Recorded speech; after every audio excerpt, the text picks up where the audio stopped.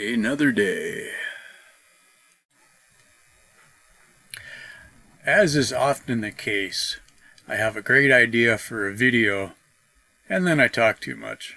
So, for those of you who seem like you're too busy to watch everything, oh, and by the way, if you're not patient enough to watch a 30-minute video, you're never going to make it living off-grid. Everything here takes 30 minutes. Just a thought. Anyway, the short version then. This is the end of the experiment. I've documented my progress to here. I'm realizing that I'm just not making enough money to make it sustainable. I've gone through this phase a few times. A couple of years ago I sold my truck because I didn't need it, but I also couldn't afford it. And then I sold off some land that I didn't need. That allowed me to have lower expenses because I was still making payments on the land. And now I'm looking at a more valuable resource of time. The time I'm putting into the videos isn't really worth the amount of return I'm getting from them. And there's really nothing going on right now. I'm not going to build things endlessly. I don't have materials. I don't really need to build anything. So the last few videos have been a lot of talking and not a lot to show. And I'm like, well, that's kind of stupid. The only reason you guys are here is to see me build something. So, yeah, honestly. I'll probably make a video once in a while, but not regularly. I'm not going to try. I mean, I've been trying to hold to a schedule. I'm going to just quit trying on that, honestly. I probably won't be building anything new. If you want to see me build something, go back about 5 or 6 years on YouTube. Most of you haven't seen the first 5 years, so it's all new to you. I lived in the school bus for a few years. Then I built the house. Then I lived in the pickup for a while because I couldn't afford gas to drive home every night after work. Then I went on a long bike ride. And now we're here. If you want more details, feel free to keep watching. It's about a half an hour video. If not, well, thank you for all the support. On with the show. Yeah. So I wrote this script a few days ago, and I left it because I was going to rewrite it and make it better, and then a few days later it's not getting any better, so let's just go with it. Yeah. Sun just coming up over the edge of the hill. At least there's no bite out of it today. Anybody see the eclipse yesterday? I was going to be smart and grab my welding helmet, look at it, then I remembered it's auto darkening. Sometimes it'll darken when you look at the sun, and then it'll go clear again. So that didn't work out so good, but I was able to peek a little bit and see a chunk out of the sun. That's kind of weird. I knew it was coming, and then I forgot to figure out what time it was going to happen. And I happened to look outside, and it was just dark a little bit. I mean, it wasn't dark, but it wasn't as bright as it should be. And I'm like, is it cloudy? Because where I was looking, it was all sun, no clouds. So I kind of looked out, and not a cloud in the sky, but it was darker than it should have been. I'm like, oh, the eclipse, right. Don't look at the sun. Yeah. So, yeah, it happened. Kind of a neat thing. I also noticed a few times if I looked at my own shadow, there was distortion. Like you don't normally see. It's like, usually, I mean, the sun is so far away. This was from science class in high school. Teacher was saying the sun is far enough away that all of the sun's rays are going basically parallel if we look at the ones that are hitting us, right? I mean, they're going 360 out, but from our point of view, if I can do this, if we're here and the sun's here and it's 93 million miles, we're only seeing just nearly parallel lines hitting us, the rays. So it's just about like a laser beam hitting us. Kind of fun. anyway, so the fact that my shadow was slightly distorted, that meant that the moon was on half of the sun, but not the other half, and so it was making it. I don't know if it would have been lensing. I don't think the moon is enough to. That's an interesting thought. If you're not sure about gravitational lensing, you're probably watching the wrong channel. So, sorry. Anyway, let's get back on it here. So what's been going on? There's been changes, a little bit of chaos, and a lot of not sure what's going to happen next. I've talked about that a few times. There's been things that I've wanted to build, things that, well, it's like all summer I didn't really feel like I did anything because it was just too stinking hot to be out there. And I'm just about out of metal. All the leftover metal from when I took the seats out of the school bus, I recycled all of that metal or reused it all.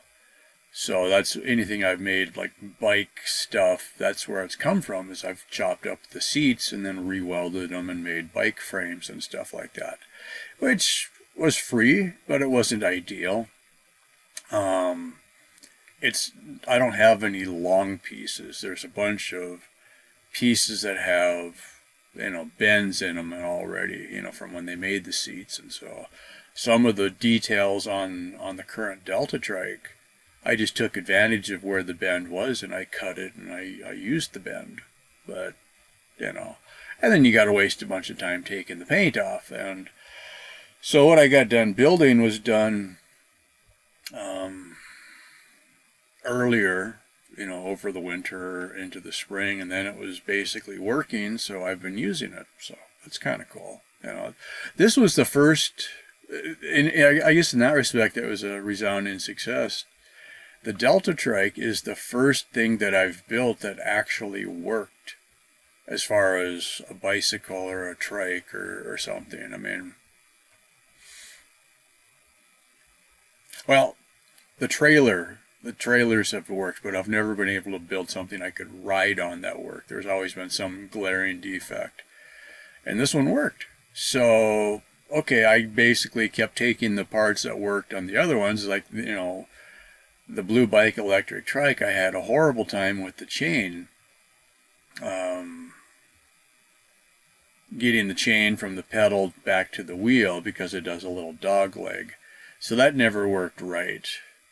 And I wanted to be able to shift it. And the Blue Bike was a single speed bike in the beginning anyway, so there was no shifting there, but I managed to give myself a high and low range, but there was a couple things that didn't work. The biggest thing the biggest improvement is finally my batteries have gotten good enough to work. Mainly because I started with bike batteries instead of trying to make my own. So, the long and the short of it just came down to I never was able to spot weld a working battery. I've got 3 or 4 spot welders. None of them worked right, so yeah. Anyway, so yay, the Delta Trike is still working. So that's kind of cool. Anyway, so I was just kind of looking back and figuring out what has worked in the past and what doesn't work. So I'm going to just read what I got here and we'll kind of go with it. So there have been times in my life that I've made a reasonable amount of money. Some gigs I made $150 a day. Okay. Or there was times when I was shooting photo and video for weddings, I'd make $1,000 in a day. But it still took me 2 weeks after that to get everything done. So, yeah. I actually, when I was shooting the wedding videos, I'd been doing it for 8 or 9 years, and I never felt like I was doing very well for money. Okay, customers are happy, but generally, some customers are never going to be happy, so you learn that after a while. So yeah, I was doing the wedding videos and constantly broke, constantly scrambling, trying to keep up. I was always taking too long to get things done. So I did an audit for myself one day. I looked at how much time I put into each step of the process. And I realized if I threw all of my stuff in the trash and flipped burgers for McDonald's, I would have made more money per hour. That's a little disheartening, but it was an interesting perspective that, okay, I am showing up to a job with $3,000 or $4,000 worth of gear in a $500 car, and I'm doing this job for $1,000 or $1,500, which seemed like a lot of money, but if it took me more than a week to finish the job, because I wasn't working 8 hours a day, I was working, I mean, the day at the wedding was really long, and then we still shot on tape then. I just was starting to use digital cameras with SD cards and stuff, but some of the cameras still had tape. Most of the time I shot weddings was on mini DV tapes, the little ones. So you had the expense of the tapes. You couldn't really reuse them. You had, if you shot an hour on tape, it took you an hour to get it off of the tape onto the computer. I still did all the editing on the computer, but it just all took time. And then you'd watch all of the footage and then decide what you wanted to keep and what you didn't want.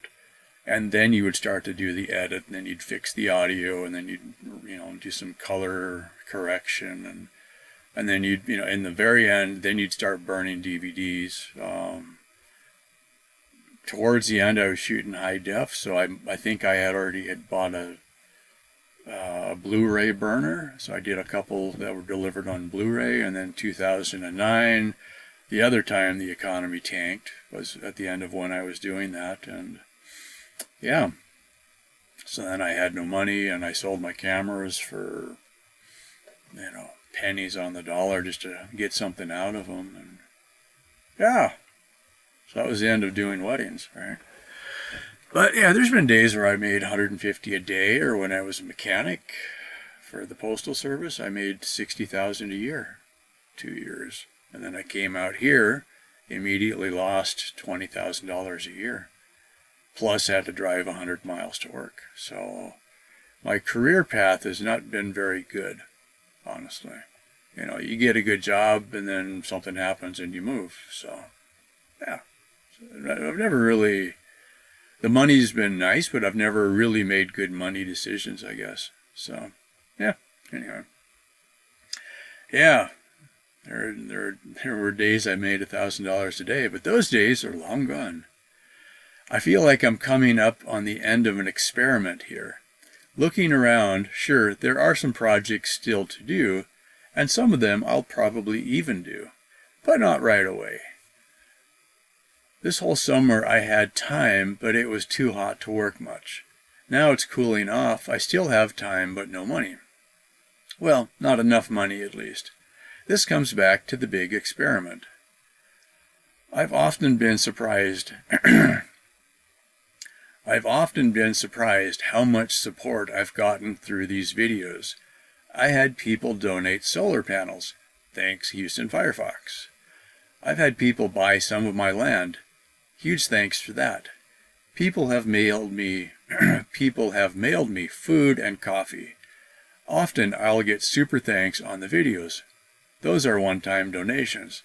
From me to you, super thank you very much.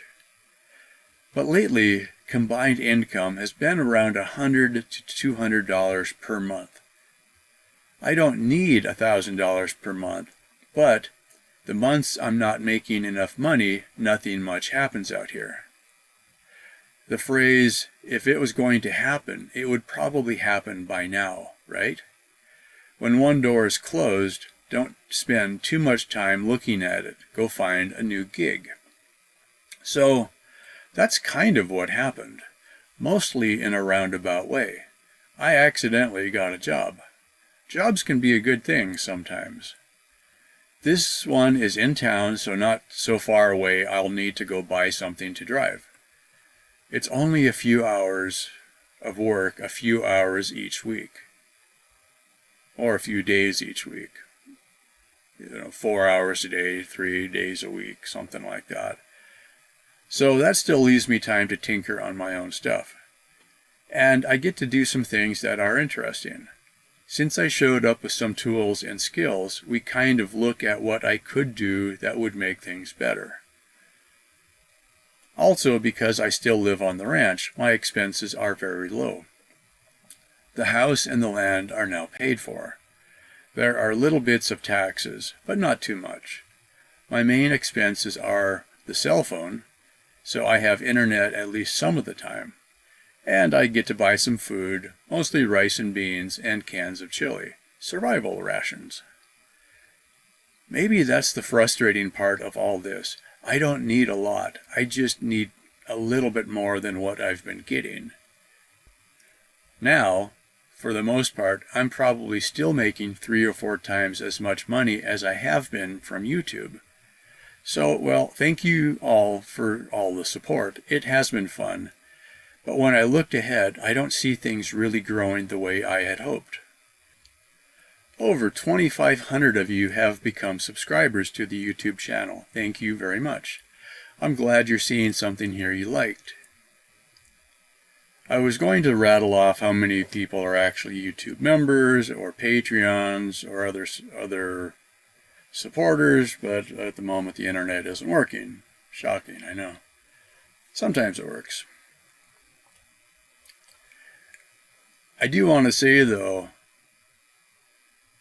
I'm constantly amazed and grateful, and mostly amazed, how much support I have been getting for the channel. So thank you very much. That has helped a lot. And I feel kind of bad sometimes if I say, well, I need more. And what I have always felt is, what I have wished I had was a lot more numbers of people giving me a couple of dollars. And we've just never gotten there. I've got a few people who have given me a lot, and then, that's it. I mean, out of 2,500 subscribers, quite often, most of my videos will get 100 or 200 views, and that's it. So I think when I really look at what's happening, and it's not even just me, I've talked to other video creators on YouTube, and a lot of them are saying the same thing. Your numbers may be up, you may have a lot of people watching your videos, but the actual end of the month dollar amount is not very much. I did have one number I could find fairly quickly. Maybe. Yeah, I mean, it's like, okay, AdSense is now a combination of the money I'm getting from YouTube members, the super thanks, the actual ad revenue from those annoying ads that, I'm making you guys watch. So all of that together. In June, I made $307 for the month, where I used to make $150 a day. July, I made $571. That was the first month in a long time I've gone over 500. And I had set a goal that I was gonna try to get to $500 by summer, July. That actually worked. I was like, oh, okay, this is, we're getting a little bit of progress. And I was hoping for $1,000 by the end of the year. Okay. I kind of got to the point I was like, if I don't make $500 a month, I'm never going to get anywhere. I'm always going to be just hand to mouth. Okay. And then August, 184, September, 111 for the month. This is not counting Patreon, but it's counting everything else. Patreon, I don't have numbers for that right now, but, you get it and you're like, oh, great, I got, $50 or something like that. So again, thank you to the Patreons and the members. So September 111, the pay from Patreon, or the AdSense payment, I can see the number, but it hasn't gotten here yet, so it's going to be 144 for the month, right? So 300, 500, 184, 111, 144. That's the last 5 months, right? And I mean, there was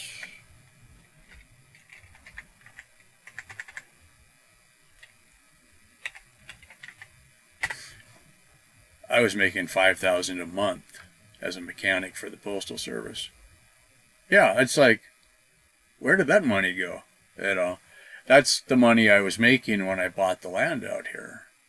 And when I moved out here, I was hoping I could get that same job in El Paso that I had in Austin. The reason I left Austin was really expensive to live in. So a lot of my money was just going to rent. And then I was allergic to everything out there in Austin.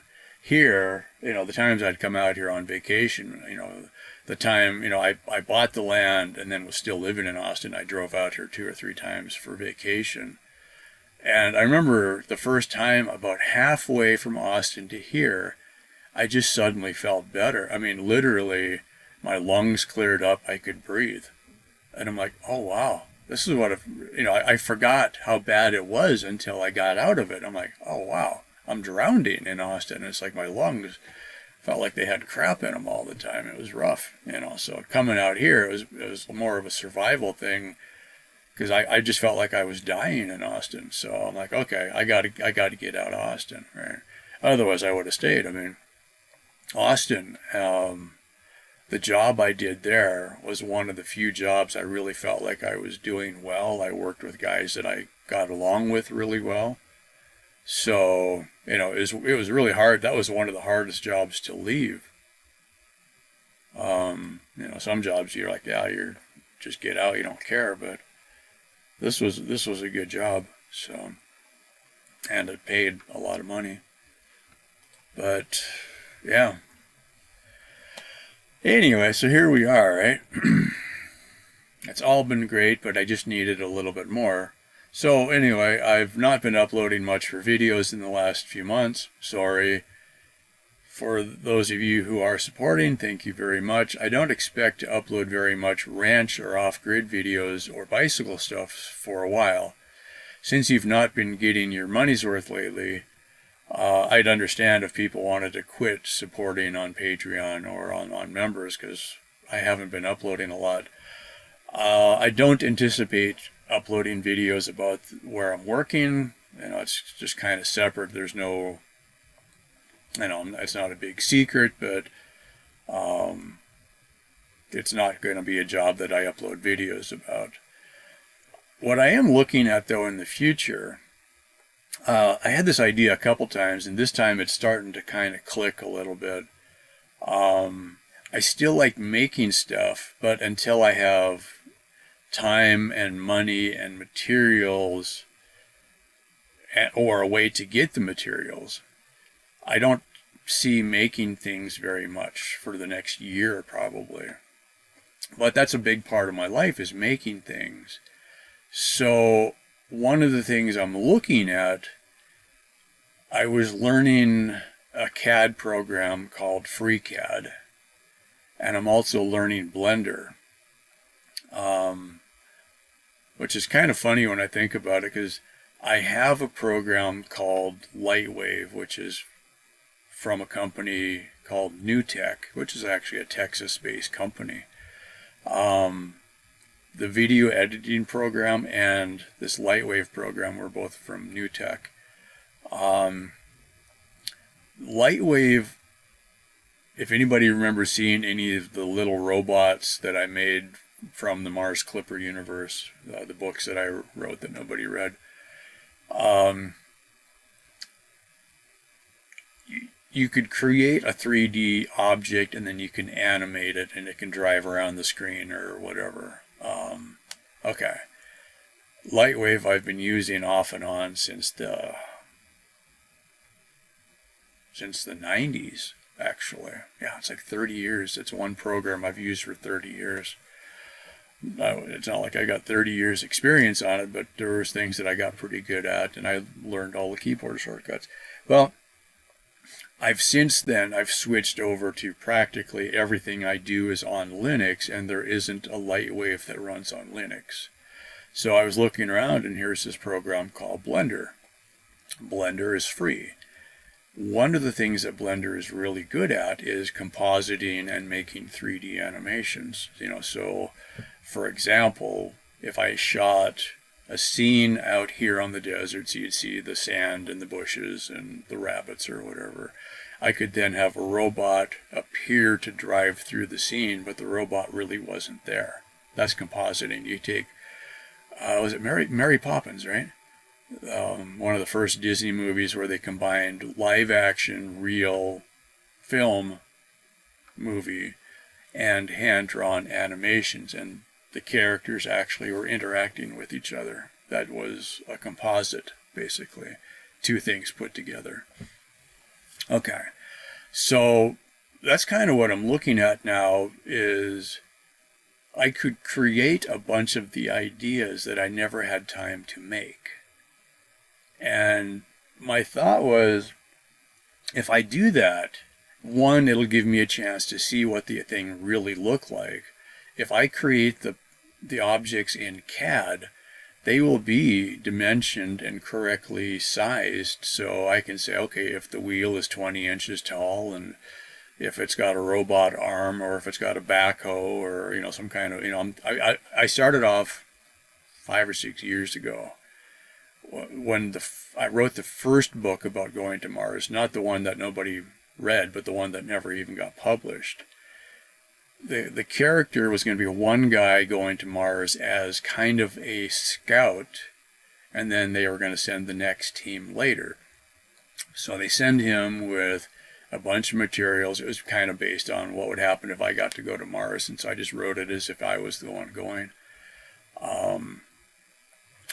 But the idea was there was going to be one guy and a bunch of robots. And the robots were going to be able to go out and like dig holes, and then like when you get to Mars, you need shielding really quickly because the radiation is really bad. There's no magnetic shield around Mars the way there is around Earth. So you need to come up with some way of getting out of the radiation. And so what a lot of people are talking about is whatever you got to Mars in your spacecraft, if you landed it, then you could just pile dirt on top, and if you had 4 feet of dirt, that would give you a fairly good radiation shield. Okay, so one guy by himself in a spacesuit isn't going to do very good shoveling, so we would have robots do it. Okay, so one of the things I've always thought out here, I just kind of, it's like I know I'm not on Mars, but I look at it as, okay, I'm the guy on Mars. And a lot of my projects out here start with digging a hole, right? So I've always thought what would be really fun would be to build some kind of a little robot Mars rover about the size of like a sit-on-top ATV, not the side-by-sides, but, the ones that you sit on top. And, so it's big enough it would fit in the back of a truck bed. You probably couldn't get 2 in the back of a truck, but at least 1 would fit. So it would be, 6 feet long, 4 feet wide, something like that. So I started thinking that would be the perfect rover for out here. We could put a front end loader or a blade on it, or you could pull a little,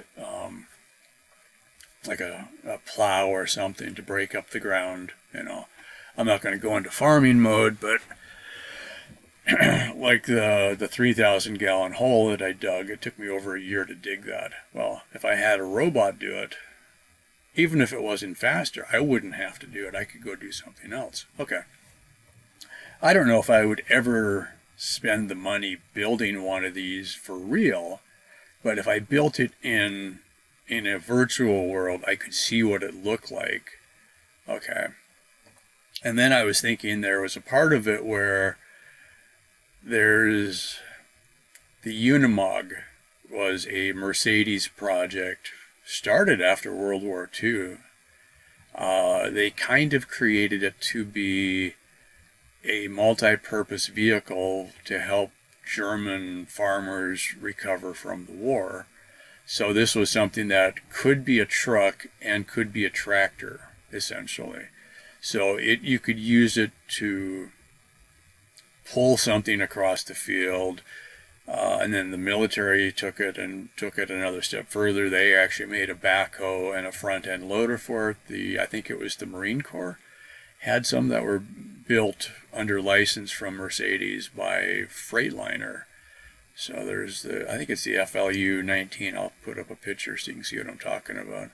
So my thought was, what if we made a Unimog type vehicle, only much smaller, which is exactly what I've always needed out here. You know, like when I'm making new trails for the bike, or, you know, I got trails all over the place out here, and I'll be walking along with a shovel and I'll just dig out a couple bushes, and then, you know, that's fine. Okay. Getting the sun shining on the lens here. That's never good. How about... Oh yeah, that's 100% better. Okay. So that was kind of what I was looking at. It's like, okay, so I could make a little, so I'm calling it the Minimog, the mini version of the Unimog. Okay. I'll probably never get around to building it. We'll see. You know, it's not the highest priority, but it was an idea stuck in my head.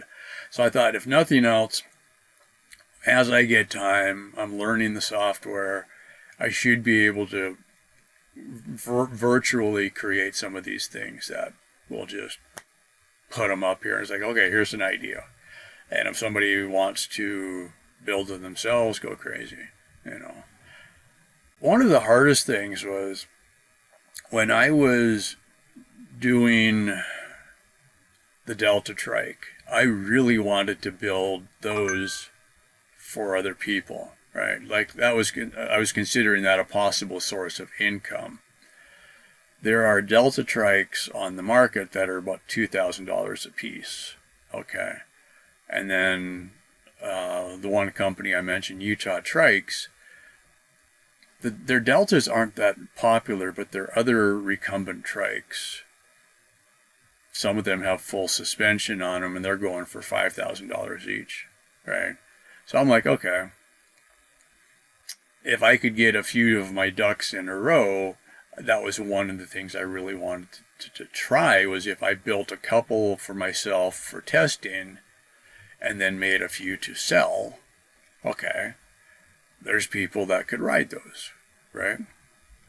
And it would be like, well, okay, if it's solar powered and it's got enough range to get you to town, if you wanted to just drive to town and go buy a loaf of bread and some beer and some peanut butter and, you know, a bag of chips and a Coke, great. Why drive the truck?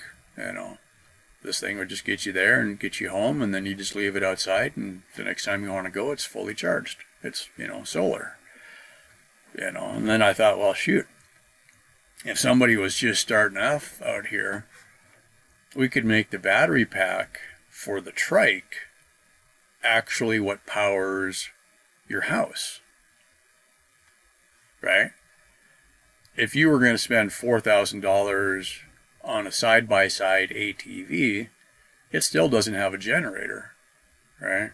But if you did a side-by-side ATV that was solar powered, when you got home, you could plug the side-by-side ATV into the house, not to recharge the ATV. The ATV already has solar.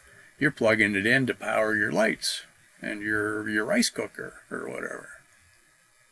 That almost got to be practical, right? So I just was kind of noodling around with that, but it kept coming back to you at $112 a month. And I got enough for my food, but I didn't have enough to go build something to sell. And even if a bunch of money came up one time, it's not enough. You know, what I needed was enough money continuously to where I knew I had it, you know, so it wasn't going to come on, you know, donations. So yeah, and then like the other one, I had 3 videos recently that were the Electric Dreams videos. The idea of selling an off-grid power system like your solar generators. What I wanted to do is sell the pieces, and then you could put together what you wanted, right? I mean, like when I bought the Harbor Freight solar kits, it had solar panels, charge controller, and a couple of little 12-volt lights. Okay. So if we had something like that, right? But again, to get into making those things, I was either looking at Alibaba, find a factory that made something that was close to what I wanted and buy a bunch of them from them, or make it myself. Well, if you make one of something, it's really expensive. If you made 1,000 of something, it might not be too bad, but then I'm competing with China, and yeah, it's just kind of like, the more I looked at it, the logistics of it, and then if I built them here, I'd haul them on a bicycle 12 miles and then mail them to people, It's kind of like show business. Show business, how do you make a small fortune? You start with a large fortune. The likelihood would be I would lose so much money it wouldn't be worth the trouble. And that's assuming that people bought them at all, right? So, yeah. So I guess in the meantime, what I'll be doing is I'll, work a few hours a week here and there. And I don't know if anybody really got what I was doing on that short video, but working 3 or 4 hours a day, 3 or 4 days a week, I have tripled or quadrupled what I'm making most months. So I can work a week doing not really hard work, and I'm making more money in a week than I made all month on YouTube. So, yeah. What's that 80-20 guy? Can't remember his name. Yeah, you find something that works and something that doesn't work. Well, you put a little more time into what worked and don't do the thing that didn't work. So I can say that I've been out here. I moved to the ranch. I got it written down over there, April 2017. Okay. And this is 2023. Okay. So if I was going to make money on YouTube, it probably would have happened by now. So a lot of people are interested in YouTube and off-grid living, but there isn't a lot of people really supporting it. So there you go. That's kind of it. So you got to go do something else that is actually going to work. So anyway, I will probably do a video once in a while, but I'm not going to be on a weekly schedule for at least a while. If I take the time and learn how to create things virtually, between FreeCAD, if you're interested in a CAD program you want to learn, FreeCAD is actually free. It's well supported. It's got a lot of good features. And from FreeCAD, you can bring those objects into other programs. And so I'm looking at, I could make the robot in FreeCAD and then bring the parts into Blender and then create a video of an animation kind of thing. And then I just happened to see this about a week ago. There is a Blender game engine where you can actually create a 3D game. Some of them are actually pretty good that I've seen. It's like the games you would play on your Xbox or on your phone or on your computer or whatever. So I was looking at that. I was like, wow, I can make robots and then actually make a game about driving your robots across the desert. Okay. I don't know that I'm looking at that like a way of making income, but it might be kind of a fun thing. But one of the things the guy was showing is I found a course for $12 that I bought and 11 hours worth of videos and content that I'd already gone through once. It was just like, oh, I started thinking the slow part of what I was talking about before of creating 3D animation is it takes a long time to make it.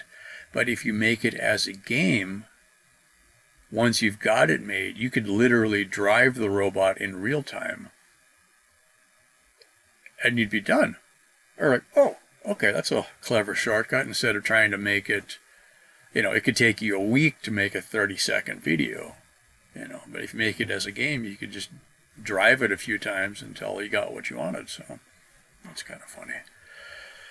So anyway, my world has always been a Venn diagram where there is very little crossover. There's the things that I wanted to do when I had money, but I never had time because I was working. There was the things I'm able to do with what I got, which I can keep myself amused for a while. But there's very few people actually interested in the things that I really want to be doing. So it's very difficult for me to see a way to have the videos support me to do the next step. Like, I did see a bump up in subscribers when I went off on the bike trip. Okay. But financially, that wasn't a great success because there just wasn't enough money coming in every month to make it self-sustainable. There was the month where the bike broke and a bunch of money came in and I bought the new bike. But then I was in California and several of the bigger supporters just bailed on me because they didn't like California politics. And I'm like, okay, I'm not here for politics, but whatever. Also worth noting, this coming week is the beginning of the World Solar Challenge in Australia. I've talked about that in one of the other solar or sun electric dreams. Yeah, whatever video I made last. That's happening this week, so if you're interested, check it out. Just look for Australia Solar Race and you'll find it. I'm hoping some of the teams will start posting videos on YouTube. They also have a page on Facebook. You can look for it there. Yeah, that's kind of fun. If I'm able to, I will eventually make one of those cars, just for out here, if nothing else. It would be kind of cool.